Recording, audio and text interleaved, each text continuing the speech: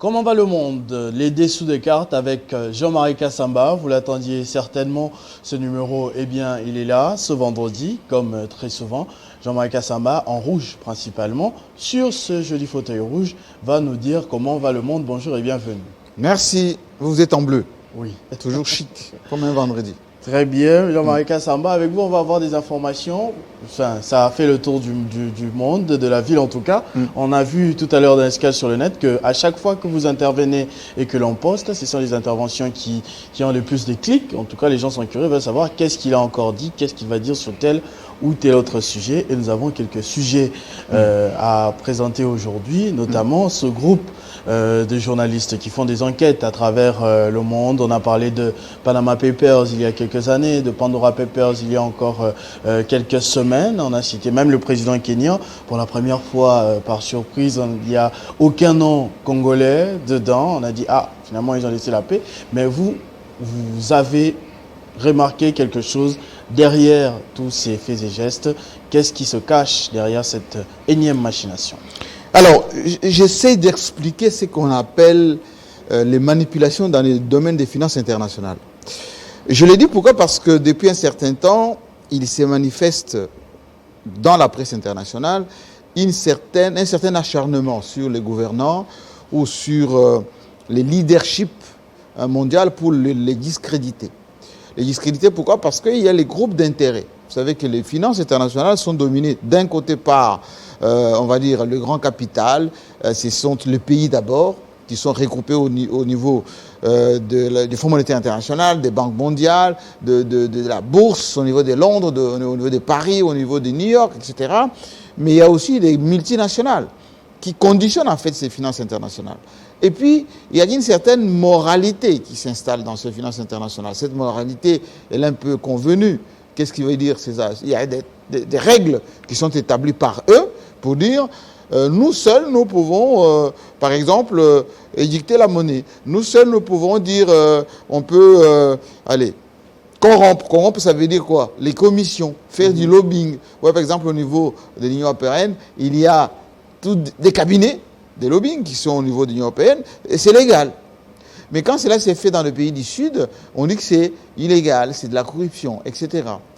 Et pour discréditer un certain nombre de leaders, certaines presses, ou une certaine presse, s'autorise à édicter des rapports, voilà, d'une manière directe ou indirecte. Il y a eu plusieurs rapports, notamment les Panama Papers, que vous connaissez, et puis Pandora, il n'y a pas longtemps. Et Pandora, on a un peu mis quasiment tout le monde. Les Russes, les Britanniques, les Africains, beaucoup d'Africains d'ailleurs, les Ivoiriens, le Congo-Brazzaville, les Kenyans. Mais on ne semble pas expliquer que les mêmes occidentaux, ils ont entretenu ce qu'on appelle les paradis fiscaux. Si vous allez à Luxembourg, par exemple, il y a des banques qui continuent à garder les secrets bancaires. Vous allez en Suisse, c'est la même chose. Vous allez à Monaco, la même chose. Les îles Caïmans ou les îles britanniques qui appartiennent à la Grande-Bretagne. Effectivement, il y a une certaine législation qui échappe aux finances publiques. Mais on ne cite pas, par exemple, tout ceci. Alors, ce que j'essaie de dénoncer ici, c'est l'acharnement un peu sur la République démocratique du Congo. On a vu que depuis les années Mobutu, on disait Mobutu c'était l'homme le plus riche. On disait même que sa fortune était plus importante que le budget national, que les revenus même, je dirais, le patrimoine zaïrois de l'époque. Ce qui était faux. Mobutu n'était pas aussi riche qu'on le pense. D'ailleurs, il est mort pauvre. On n'a pas vu cet argent à la fin. Même très pauvre. Aujourd'hui, les héritiers de Mobutu vivent une vie quasiment normale. D'ailleurs, certains manquent. Parce qu'on a beaucoup menti sur la fortune de Mobutu. Il y a eu même d'ailleurs des gens autour de Mobutu qui étaient plus riches que lui. Parce que Mobutu avait tendance à beaucoup donner, à donner même aux Occidentaux, à donner aux pays africains, à entretenir une grande cour, etc. Et donc il est mort pauvre. Il avait quoi? Un appartement à Paris, une petite villa Cap Saint-Martin, un peu en Belgique, un petit château qui a été vendu d'ailleurs, et en Suisse, encore une villa, c'est tout, à Champigny. Il n'y avait pas grand-chose. Aujourd'hui, on est en train d'entretenir la même phobie. Joseph Kabila est un homme très riche. Il a beaucoup de millions, il a des appartements, il a des maisons, des châteaux, des fermes, etc. Ce qui est faux. C'est tellement faux que Joseph Kabila, depuis qu'il a quitté le pouvoir, il est à Kingakati ou à Kashamata, à Lubumbashi, où il est dans ses fermes. Ces fermes, il y a quoi dedans? Eh bien, il y a des animaux, il y a un peu de produits agricoles, et beaucoup de Congolais qui travaillent. Donc, celui qui est milliardaire, il ne peut pas avoir que des champs, il n'a pas des avions, il n'a pas des entreprises, il n'a pas de châteaux à l'étranger. C'est un homme qui vit... On n'a pas encore vu les images, hein, un grand bateau, un yacht ou un château de Joseph Kabila. Ça n'existe pas. Et si ça existait, on aurait déjà non seulement saisi ça, parce que les Occidentaux, ils sont capables de faire ça. Ils ont saisi l'argent de Bokassa, ils ont saisi l'argent de Marcos, ils ont saisi l'argent de Kadhafi, ils ont saisi l'argent... Même l'équato-guinéen, oui. Théodoro. Au Biangema. Et donc, ils saisissent. Donc, ils ont gratté partout pour essayer de voir si effectivement Joseph Kabila aurait planqué un peu d'argent quelque part. Ils n'ont pas trouvé. Aujourd'hui, il y a une espèce de phobie encore qui s'entretient. Il y a un groupe qui s'appelle Century, qui a envoyé un questionnaire auprès des dirigeants congolais, auprès de certains leaders, certains même collaborateurs de Kabila qui étaient avec lui, même ceux qui travaillent avec notre président actuel, Félix Tshisekedi, pour dire quoi, montre-nous comment ça fonctionne les finances chez vous, qui a quoi, etc. Pour sortir encore ces genres de rapports qui ne reposent sur rien. Tout simplement pour discréditer les leaderships congolais, dire par exemple que voilà, Félix Tshisekedi et son entourage est dans le mining, il y a beaucoup de flux financiers autour de Tshisekedi, etc. Ou Joseph Kabila et ses anciens collaborateurs, ils ont beaucoup de... Tout ceci, c'est tout simplement pour opposer les leaderships nationaux avec la population qui souffre. Alors, j'aimerais commencer comment ça se passe. Century, c'est un nom, c'est un concept, mais il y a forcément des gens derrière, des gens qui gagneront intérêt à salir cette image que vous évoquez. Qui pourrait se trouver derrière? Alors, ce qui se cache souvent derrière ce genre de choses, c'est souvent les groupes d'intérêt. Ces groupes d'intérêt, soit ce sont les multinationales qui essayent d'influer sur le cours des choses chez nous, pour discréditer les leaderships, ou, je dirais moi, certains milieux, pas mafieux, mais souvent des milliers d'intérêts économiques aux États-Unis, en Suisse, en France, qui essayent de vouloir jeter un discrédit sur un certain nombre de leaders ou leur faire du chantage. Et donc, ils utilisent qui? Les journalistes. On dit, voilà, c'est une presse indépendante qui va faire des enquêtes. D'ailleurs, on a même appris qu'on aurait volé les données stratégiques d'une banque de la place, BGF pour ne pas la citer, pour aller soit publier ces informations, d'ailleurs c'est un délit de voler des informations, ensuite aller vers la Banque centrale, aller voir au niveau de la GECAMINE pour piquer, on va dire, des contrats. Il y a eu un acte pareil avec Afriland, des banquiers ensuite qui en a donné l'asile en France. C'est effectivement ça, c'est comme ça que ça se passe. Et donc, ici, j'attire l'attention de notre classe politique. Souvent, quand on vous manipule avec ce genre de procédés, il faut dénoncer ça. Je vois mal un journaliste congolais, un journaliste africain, aller par exemple aux États-Unis, en France, demander au président de l'Assemblée nationale, pour demander à un ministre, donnez-moi les chiffres de flux financiers dans votre pays. Voilà. Je vois ça très mal. D'ailleurs, là-bas, c'est répréhensible. On appelle ça recel d'informations stratégiques. On peut même dire de l'espionnage sur ce qu'on appelle les intérêts stratégiques d'un pays. Et donc, que le Congolais soit en quelque sorte vigilant, qu'il soit, on va dire, très jaloux de leur souveraineté. Pourquoi? Parce que nous sommes un peu faibles, nous, Africains, très, très en général. Qu'est-ce qui se passe? On arrive, on commence à vous demander des informations de votre pays. Hein, vous voyez, les étrangers, par exemple, qui arrivent ici, ils vont dans des associations ici, les ONG, ils disent, voilà, donnez-nous les contrats, par exemple, Litier, par exemple, quand Litier voulait faire savoir ce qui se passe à la GECAMINE ou dans certains milieux, on demande, voilà, donnez-nous tel contrat, qu'est-ce qui s'est passé, est-ce qu'il y a eu les procédés respectés? Et vous voyez les Congolais qui donnent, qui fournissent. Un Chinois ne le fera jamais. Un Français ne le fera jamais. Allez même dans un pays africain ici, vous allez voir qu'ils sont jaloux. Allez au Gabon, par exemple, si vous voyez un étranger venir s'intéresser aux informations de votre pays, eh bien, ils vont s'opposer à cela. Et donc, ce groupe Century, je pense que certains de nos compatriotes, surtout certains dirigeants, ont reçu des formulaires comme ça. Voilà, on leur donne même une deadline. Et voilà, il faut nous donner des informations en ayant autant, parce que nous voulons publier notre rapport, etc. C'est pas une. On peut comprendre encore Félix Tshisekedi parce qu'il est encore au pouvoir, son entourage et tout cela, mais pourquoi cet intérêt pour Joseph Kabila, qui d'ailleurs ne parle plus, qui entre guillemets n'a plus de majorité, qui n'est plus au pouvoir, qui ne fait aucune déclaration depuis son départ? Pourquoi on cherche encore à gratter là-dessus? C'est un peu, je dirais, de l'acharnement, de la méchanceté. Vous savez quand même, Joseph Kabila, c'est le président qui a organisé des élections sur fonds propres. Code minier. Oui, et c'est quelqu'un qui a validé, promulgué un code qui redonne de la confiance à la RDC. Aujourd'hui, nous sommes en train de monter en revenu par rapport à ce que Joseph Kabila avait fait. Beaucoup de décisions qu'il avait prises auparavant donnent aujourd'hui des résultats. Moi, j'étais en train de rigoler quand j'ai vu nos amis faire la fête dans le petit avion que Matata Ampogno avait acheté. Moi j'ai voyagé avec cet avion plusieurs fois, avec Matata Ampogno. Cet avion était acheté pour faire des économies, parce que le gouvernement, vous savez qu'il y a les ministres qui se déplacent, les premiers ministres qui se déplacent, on loue à chaque fois.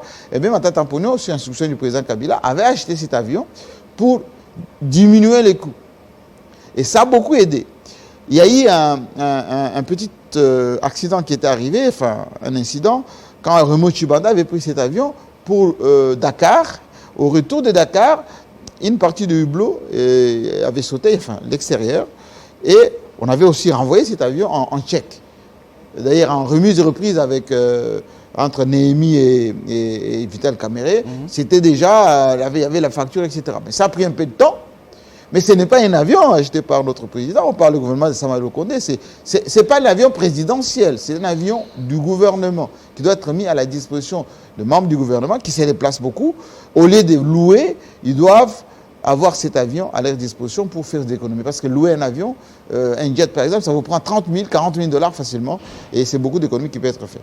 Donc ça servait à rien d'abord de boire du champagne dedans. C'est avec le drapeau de l'UDPS devant? Non, enfin, ils sont un peu gentils, nos amis de l'UDPS, mais il ne faut pas tout mélanger non plus.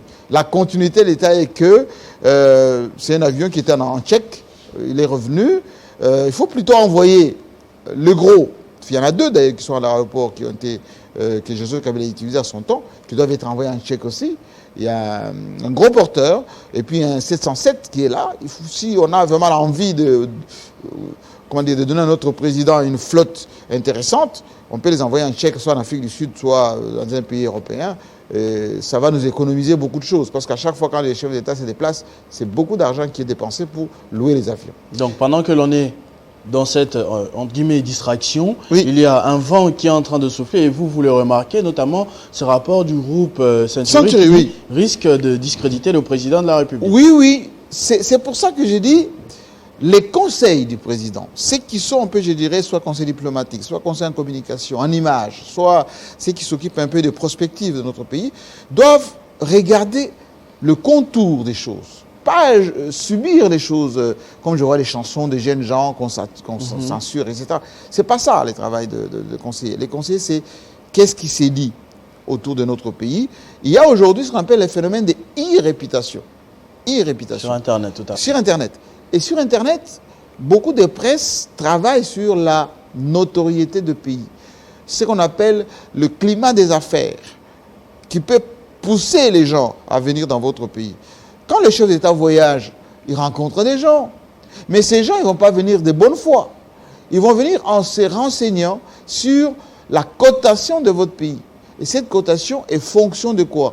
De la stabilité politique, de la stabilité économique, de la sécurité de votre pays, sécurité à la fois juridique, sécurité physique même des investisseurs. Et donc, pour travailler sur tout ceci, il faut faire des études, consulter les stratèges, et voilà, désactiver par exemple des choses comme les Century comme ça, parce que demain quand on va pouvoir dire, voilà, il y a beaucoup de mafia autour du président de la République. Quand on tapera RDC sur Internet, on ne trouvera que ça. Oui. Et les nouveaux narratifs dont parle Patrick Mouyaya doivent se focaliser là-dessus. c'est pour ça que j'interpelle ici pour dire que parmi les gens qui ont reçu ces formulaires, il y a des anciens collaborateurs de Joseph Kabila, ceux qui travaillent aujourd'hui avec Félix Tshisekedi, et même ceux qui n'ont pas été avec Félix Kabila, mais qui sont avec Félix aujourd'hui. On les appelle là, les crocos, Rolex et tout ça. Donc, c'est très important qu'on puisse alerter comme ça pour que les gens sachent de quoi il s'agit. On vise d'abord l'élite, les gouvernants, les nouveaux leaderships pour discréditer. Conclusion, demain on va dire RDC, pays des corrompus. Exemple, Mo Ibrahim a dit, Transparency a dit, Panama Papers avait dit. Aujourd'hui, ça sera Saint-Thierry qui va dire, voilà, 25 médias internationaux, les journalistes, comme un peu ce qui a fait ma petite Sonia Rollet, vous vous rappelez, sur Kamwena Sampou et tout ça. C'est souvent derrière médias internationaux, un groupe de presse internationaux qui publie des rapports comme ça pour discréditer. Parce que Kamwena Sampou, c'était fait pourquoi? Pour mettre encore un point d'honneur sur Joseph Kabila, sur les violations des droits de l'homme, etc. Et qu'on a vu qu'au fur et à mesure qu'on fait le procès, que c'était une affaire de terrorisme pur, comme ça se passe avec les ADF, comme ça se passe avec beaucoup de groupes armés à travers le pays. Tout à fait. Et on parle de l'Afrique aussi. Jean-Marie Kassamba, cette semaine, le continent a perdu une figure de taille en Afrique du Sud, notamment M. De Klerk est parti. Il a marqué son temps, notamment avec Nelson Mandela à son époque, que vous aviez, vous, fréquenté beaucoup des chefs d'État africains. Je ne sais pas si vous avez également eu le temps de le rencontrer, lui ou quelques de ses collaborateurs. Moi, je l'ai vu à Paris, De Klerk, lorsque, en 1990, il venait d'être président en 89. Je vais dire quelques petites vérités qui gênent un peu, parce que beaucoup d'Africains sont souvent inanimes pour parler d'une manière chorus sur des grandes figures qui ont caractérisé un peu notre continent. Nelson Mandela est certes une grande figure qui a lutté contre l'apartheid, qui a été arrêté, qui a fait autant d'années en prison, etc. Mais Nelson Mandela était aussi un avocat formé par l'élite blanche. Nelson Mandela était en contact avec le pouvoir d'apartheid. D'ailleurs, à la sortie de prison, il y a eu un deal entre Nelson Mandela et les Blancs pour qu'on ne puisse pas, en quelque sorte, torpiller les intérêts des Blancs. C'est parce que les Blancs, au niveau international, ont vu que Nelson Mandela a joué le jeu de ces deals qu'il a été plébiscité comme étant un grand leader pacifiste qui a permis à l'Afrique du Sud d'entrer, on va dire, dans une démocratie arc-en-ciel aujourd'hui. Frédéric De Klerk fait partie de ces juristes, avocats, dans les années 70-80, qui était à la fois un bon ministre de ces régimes d'apartheid, mais qui a été reconverti en quelque sorte à l'application de ces deals-là, parce que l'Afrique du Sud était bloquée. Il y avait d'un côté ces Blancs, ces Boers, qui sont des Hollandais qui étaient venus là-bas, qui se sont rébellés contre le Britannique qui avait colonisé un peu cette partie-là. Et ils ont installé dans l'Afrique du Sud un régime ségrégationniste de Blancs. De Blancs qui devaient bénéficier de tout. Et les Noirs majoritaires devaient être un peu, je dirais, les citoyens des secondes zones. Plus il y avait la pression contre l'apartheid au niveau panafricain, vous savez, il y avait un peu la ligne des fronts. Au niveau de Mozambique, avec tous les Nords, enfin, jusqu'en Zambie ici, avec Kenneth Kaunda, tous les leaders qui étaient un peu contre ce régime-là, qui ont beaucoup lutté. Il y avait aussi beaucoup de pays occidentaux qui avaient boycotté ce qui se passait en Afrique du Sud, même si Israël et même la France avaient donné l'arme atomique à l'Afrique du Sud dès l'époque. De Klerk a enclenché une dynamique de changer les systèmes d'apartheid avec les deals qui étaient faits avec Nelson Mandela. C'est pour cela qu'il devient président en 89. En 90, les négociations avancent.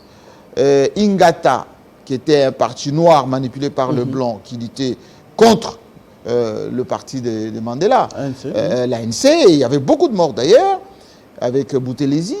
Et donc, De Klerk fait partie de ces blancs qui avaient vu que si on continue à laisser les Noirs comme ça qui sont majoritaires, on va être chassés ici. Il y aura une guerre civile et cette guerre civile va détruire nos intérêts.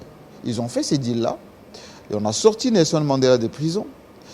De Klerk est devenu vice-président et Nelson Mandela n'a jamais touché aux intérêts des Blancs. Conclusion, on a dit soi-disant que l'apartheid était fini, mais l'apartheid a continué. Continuer comment? Aujourd'hui, si vous allez en Afrique du Sud, tous les intérêts économiques, c'est géré par les Blancs. D'ailleurs, vous allez trouver que beaucoup de Noirs sont souvent pauvres, alcooliques, principalement l'ANC a le pouvoir, mais les pouvoirs, on a créé là-bas ce qu'on appelle le Parti national. À la tête, il y a un noir, mais en réalité, c'est un parti de blancs, pour encore faire un peu le rôle que faisait Ingata à l'époque. On a créé des leaders comme Malema, par exemple, de la jeunesse. Il était la jeunesse de l'ANC, mais qui est devenu un peu opposant même à l'ANC.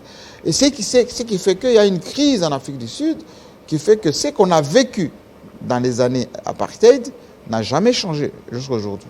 Et donc, De Klerk est resté dans cette posture-là toute sa vie. Il ne s'est jamais renié. Il a juste fait une petite vidéo d'ailleurs qu'on a publiée hier. Il a dit, cette vidéo, vous allez la publier quand je vais mourir. Parce qu'il est mort de cancer à 85 ans. Et donc, pour dire quoi? Les légendes dont on parle très souvent, parce que vous voyez qu'à travers le monde, on les plébiscite, etc. C'est un peu comme Yasser Arafat, un peu comme Lumumba, parfois un peu chez nous ici, mais en réalité, De Klerk, c'était un pur beurre, colonisateur, vraiment raciste, à la manière de Peter Botha, je ne sais pas si vous connaissez les Peter Botha, qui était l'ancien président. Lui, il était vraiment radical. Un radical, un raciste radical d'Afrique du Sud. Et avec la mort aujourd'hui de Klerk, c'est le temps qui est tourné, c'est la page qui est tournée. Est-ce qu'il continue à jouer un rôle dans le système jusque dans ces derniers jours? De Klerk était déjà vieux, mais il continue à être un peu actif sur le plan de... Il donnait des interviews. Et il était sorti de la vie politique, ça fait un certain nombre d'années, parce qu'il était malade, hein, il avait le cancer. Mais il est de la génération de Mandela, de Boutelesi, de l'ancien archevêque Desmond Tutu.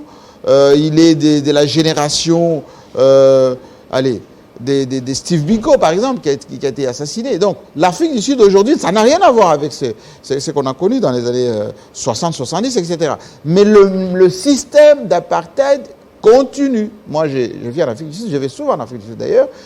Il suffit, quand vous êtes à Johannesburg, vous voyez que la ville est sale, vraiment sale. Mais quand vous allez vers Sandton, par exemple, c'est un des quartiers de Johannesburg, vous voyez c'est propre, mais essentiellement que de blancs.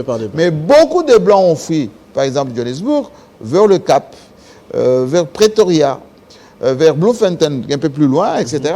Et si vous allez dans les quartiers encore aujourd'hui, qui sont principalement habités par des blancs, vous sentez qu'il y a toujours cette séparation entre les blancs et les noirs. D'ailleurs, l'Afrique du Sud est en crise, sur le plan énergétique, mais sur le plan aussi social. Le corona a causé beaucoup plus de torts en Afrique du Sud, en Égypte, parce qu'effectivement, les systèmes de santé posent problème. Défaillant. Voilà. Et puisqu'on est en train de parler de l'Afrique du Sud, il y a des gens qui sont quand même curieux. Il y a des gens qui veulent savoir cet intérêt que Joseph Kabila a pour l'Afrique du Sud. Pourquoi avoir choisi cette nation-là, principalement pour son 3e cycle. Parce qu'il y a beaucoup de pays, on sait qu'il a mis à la Tanzanie, il était parmi les derniers à voir le président, le feu président qui est mort, Magufuli, et la Zambie, un peu partout, les pays à côté, l'Angola. Mais pourquoi avoir choisi l'Afrique du Sud un peu plus au fond là-bas? Bon, ce qu'il faut comprendre de Joseph Kabila, c'est que c'est un monsieur qui est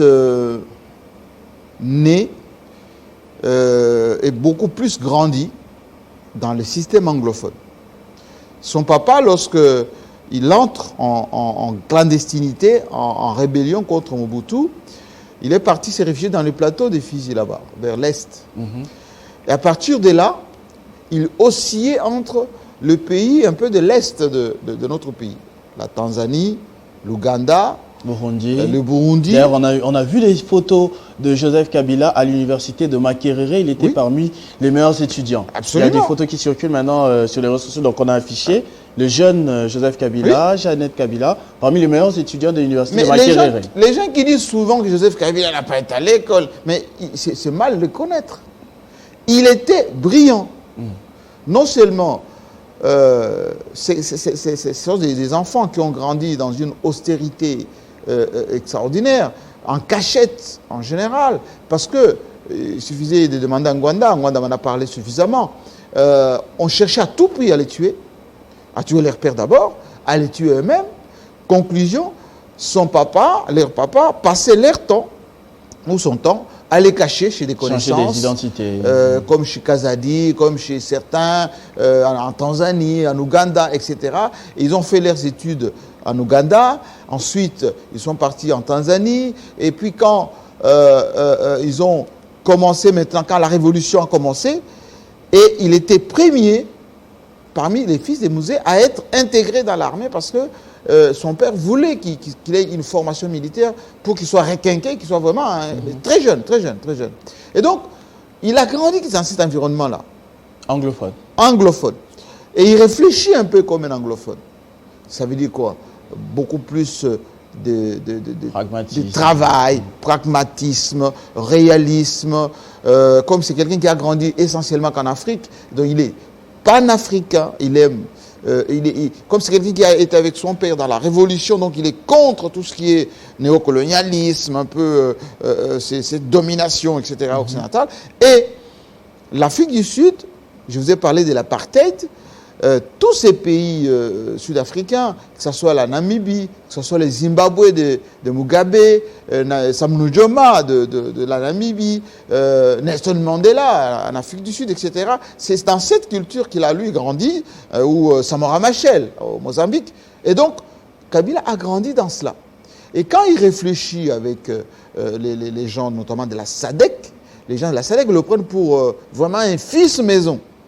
Moi, j'étais à la dernière réunion de la SADC en Namibie, lorsqu'il disait que je ne vous dis pas adieu, je vous dis au revoir, à bientôt. Au revoir, à bientôt. C'est aussi pour les rappeler, je suis de la maison. Et on se verra bientôt. Ils sont en train de se voir là, depuis presque 15 jours, un mois. Il est parmi ces frères-là d'Afrique du Sud, de la Namibie, de Zimbabwe, de l'Angola, etc. Et le choix de l'Afrique du Sud, ce n'est pas un choix, on va dire, aléatoire.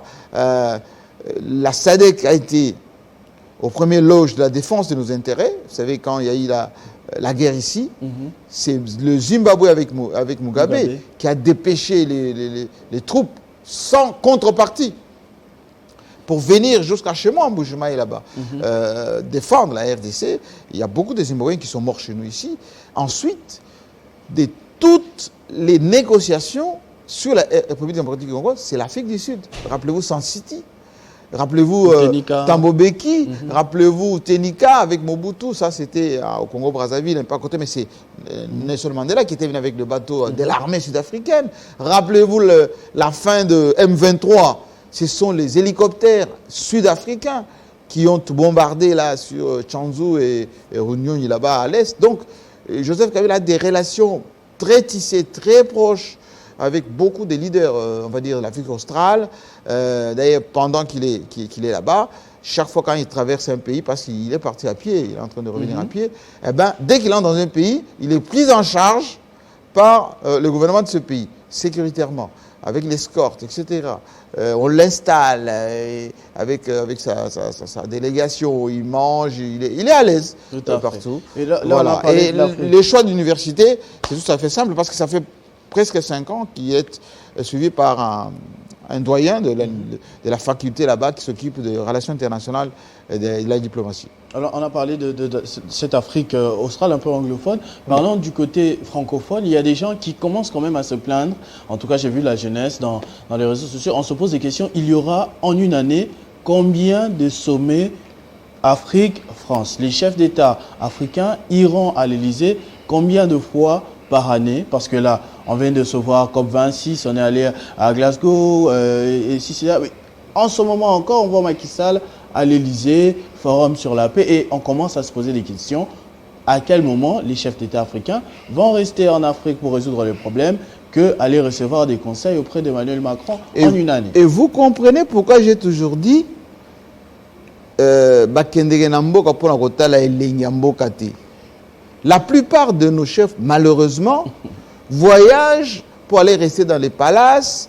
Ils vont aller faire des accolades, changer des bonnes phrases, un peu des promesses, et puis ça s'arrête là.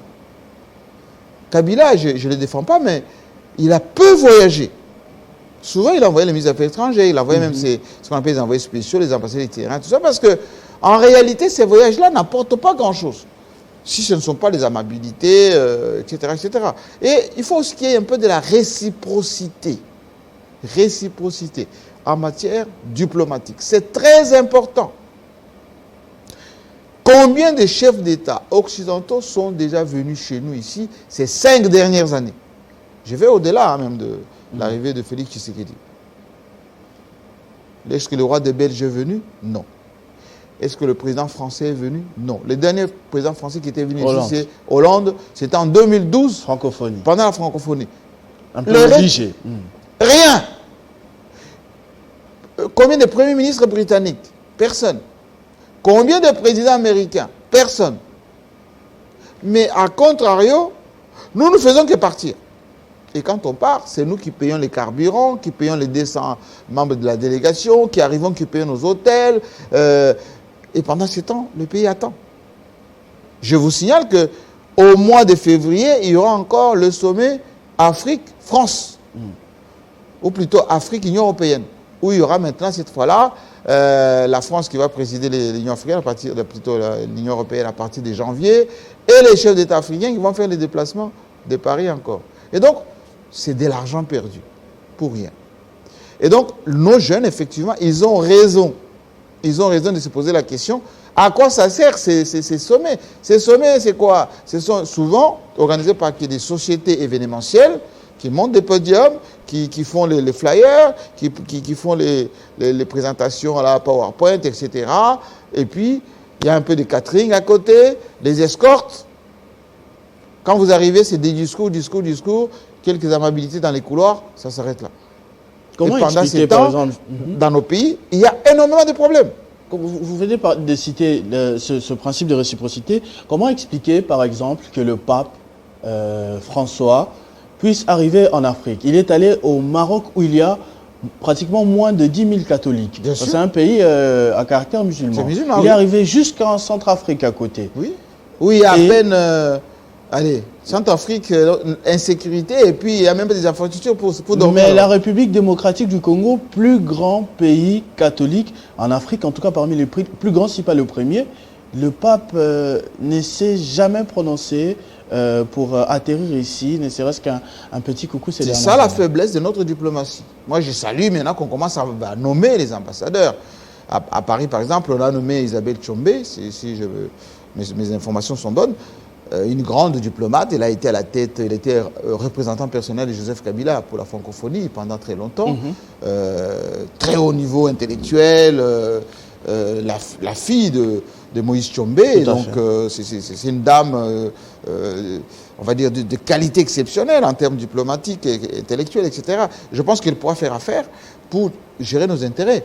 La Belgique, je ne sais pas qui sera nommé, etc. Mais le plus important, c'est la faiblesse qu'on a toujours stigmatisé, c'est la faiblesse de notre diplomatie. Le pape peut venir ici si nous avons un bon ambassadeur à Rome, si nous avons un ministre des Affaires étrangères qui joue un rôle très important, si nous avons effectivement, on est en symbiose avec l'Église catholique. Comment voulez-vous que le gouvernement, ou plutôt le président Tshisekedi, est en bisbille avec la Senko? Le cardinal Mongo, c'est le représentant du pape ici, à RDC, et le pape va venir chez nous, il ne viendra jamais. C'est comme à Brazzaville, depuis qu'on a tué le cardinal qui était l'évêque de Brazzaville, le pape n'est jamais venu. Depuis les années 60. Enfin, c'est tout aussi logique que ça. Et donc, il faut qu'on regarde ce qu'on fait sur le plan interne, et c'est ça qui va motiver ce qui doit se faire sur le plan externe. C'est pour ça que on peut aller dans beaucoup de pays, voyager autant qu'on veut. Si on n'a pas une bonne diplomatie, si on n'a pas ce qu'on appelle le climat des affaires assaini au niveau interne, les investisseurs ne viendront pas, les chefs d'État étrangers ne viendront pas, on nous enverra toujours les envoyés spéciaux, quelques ministres, qui vont venir avec des promesses, après avoir échangé avec le Premier ministre, ça va s'arrêter là. On va peut-être terminer là, Jean-Marie Kassamba. Je me souviens en tout cas de ce discours de Joseph Kabila à la tribune des Nations Unies en train d'évoquer la forêt équatoriale de la RDC, poumon de l'humanité, comme vous voulez. Mais il a dit qu'on ne va pas rester à avoir des fleurs comme ornement, alors que ça peut nous produire de l'argent pour une bonne infrastructure pour le pays. On ne va pas garder une forêt, alors que si ces arbres-là, on les coupe, on peut également construire chez nous, gagner beaucoup. Aujourd'hui, Félix Tshisekedi, en tant que président de l'Union africaine, il siège à la G20, COP26 et tout le reste. Il ramène un contrat, 1 500 000 ou 500 millions à recevoir pendant 10 ans, je crois. À votre avis, est-ce que c'est suffisant vu la valeur du Congo? Non, c'est rien du tout. Excusez-moi du peu, c'est rien du tout. Pourquoi? Parce que, d'abord, moi j'ai suivi avec attention COP26 qui se termine ce soir. Les résolutions de ces COP26, c'est quoi? En réalité, les pays pollueurs continueront à polluer. L'industrie du monde, qui est la Chine, n'est pas venue. La Russie, qui est la deuxième puissance, on va dire, industrielle aussi, n'est pas venue. Ensuite, la France va encore produire des énergies fossiles parce que le pétrole, ce n'est pas demain qu'on va s'en passer du pétrole. D'ailleurs, la France va encore investir dans ce qu'on appelle l'énergie nucléaire, qui était combattue. D'ailleurs, on commençait à fermer certaines centrales nucléaires, mais on va encore rouvrir d'autres pour gagner ce que Macron a appelé l'indépendance électrique. Parce que vous savez que les gaz et même le pétrole commençaient à coûter trop cher là-bas.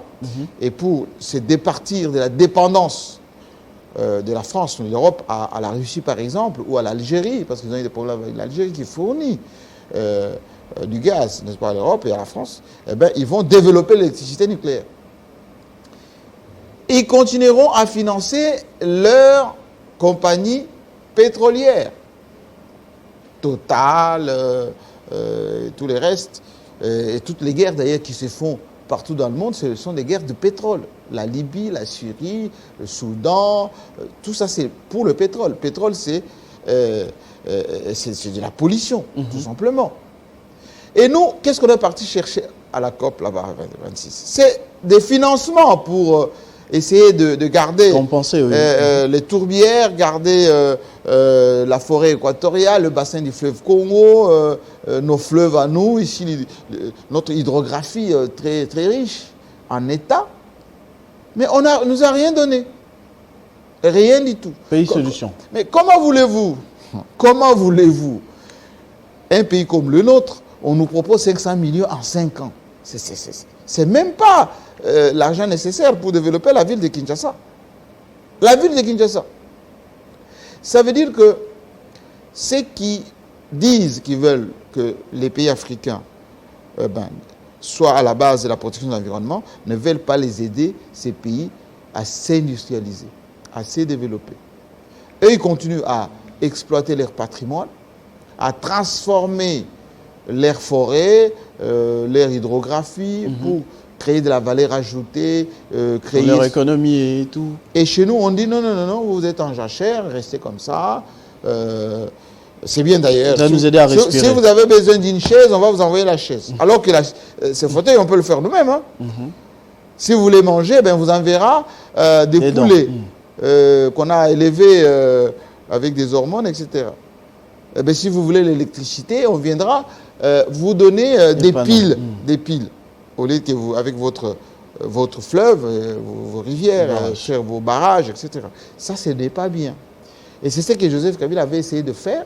Et je pense que c'est ce que notre président essaie de faire, mais on lui met un peu, je dirais, le bâton dans les roues, en l'empêchant d'aller plus loin. Regardez les turpitudes autour du grand barrage Inga. Turpitude. Parce qu'on sait que si on développe Inga, on aura de l'électricité. Les mines dans les Katanga et à travers le pays vont avoir de l'énergie. On va développer, on va faire de la transformation. Et on va se développer, on aura beaucoup plus d'argent. Et donc ce projet ne pourrait pas avoir... On va tout faire pour que ça échoue. Mais c'est en train d'échouer. Est-ce que vous entendez encore parler des consortiums australiens, européens on a signé des MOU, on attend. Et le temps passe. Le mandat du président est en train de couler. Et tout ce qu'ils nous ont promis, Grand Inga, moi j'ai reçu ici son conseil spécial KMB, ben, demandez au conseil spécial KMB si est-ce qu'on en est avec aujourd'hui le projet du Grand Inga. Il va vous dire, les études sont en cours. On va peut-être terminer cette fois pour de bon. On a toujours envie de vous entendre parler avec le rendez-vous du dimanche. Oui. Le focus qui est revenu en force. L'émission de l'édition qui était consacrée à la culture a beaucoup fait parler d'elle dans la ville, dans l'opinion, dans le pays. Et ce dimanche, vous allez parler beaucoup plus politique. Oui, on revient à la politique parce que la culture a suscité beaucoup de réactions. Je salue ceux qui nous ont suivis à travers le monde, notamment les combattants. J'ai entendu réaction de Bokecho, hein, dans un bon français, hein, au moins au Tindité. Mais il y a que Fingate, Tindakaraba. Réflexion. Mais j'ai eu beaucoup de réactions aux États-Unis, partout dans le monde. Maintenant, on attend qu'il y ait maintenant une initiative au niveau du gouvernement, au niveau des artistes, au niveau de l'Europe. Beaucoup de combattants m'ont dit non, ils n'ont qu'à venir et on préfère d'ailleurs faire venir un PR où ces jeunes gens jouaient, pas les Chalamona, les Kofi Olomide. D'ailleurs, j'ai vu que Fabricas, on a même annulé encore. Donc, c'est qu'ils sont téméraires. Hein. Voilà. C'est samedi, plutôt c'est dimanche. On va parler politique. Avec quoi? Union sacrée.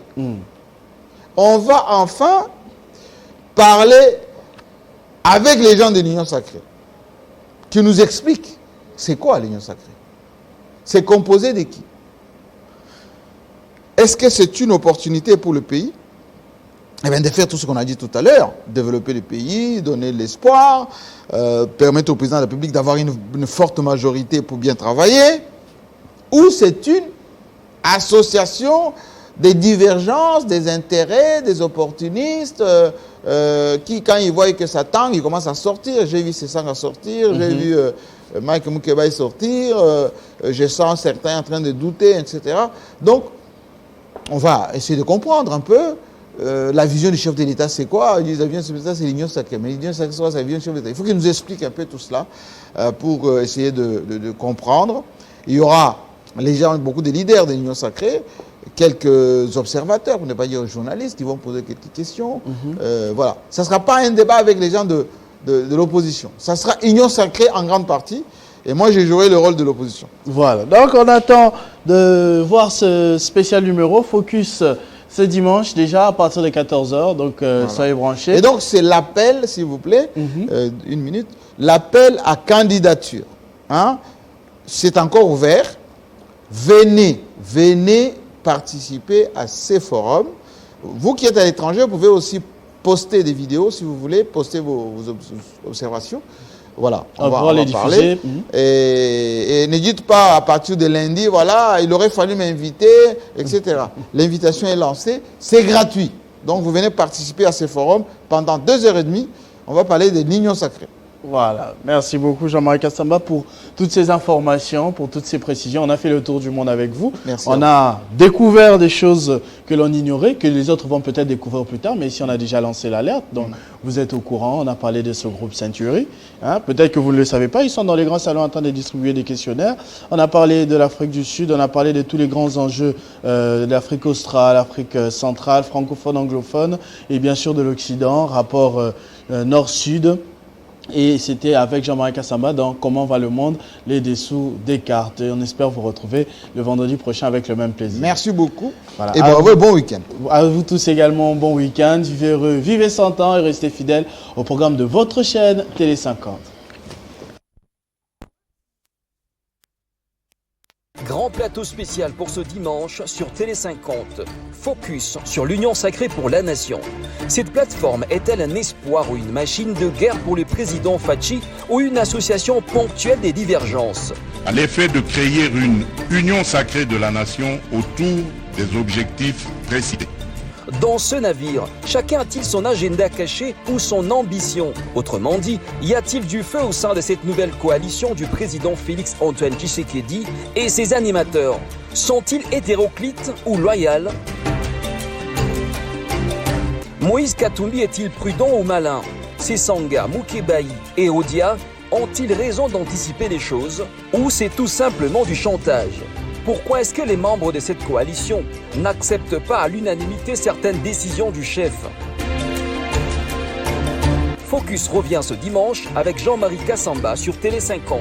Appel à la participation, composez les plus 243 81 066 34 31 et ne manquez pas à ce rendez-vous.